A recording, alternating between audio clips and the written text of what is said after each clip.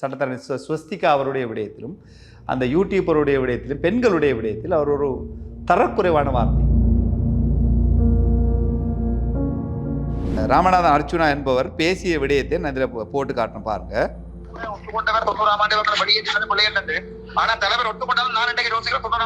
திங்கட்கிழமை நீங்கள் சபாநாயகர் சந்தித்து இந்த விடயங்களை பேசும்போது சபாநாயகர் என்ன உறுதி கொடுத்தார்?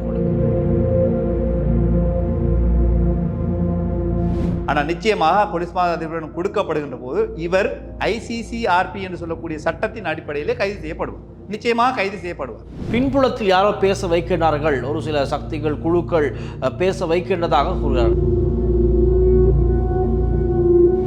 அரசியல் லாபத்திற்காக பயன்படுத்துவார். அந்த காரணத்தினால் தான் இவரை விட்டு வைத்திருக்கு.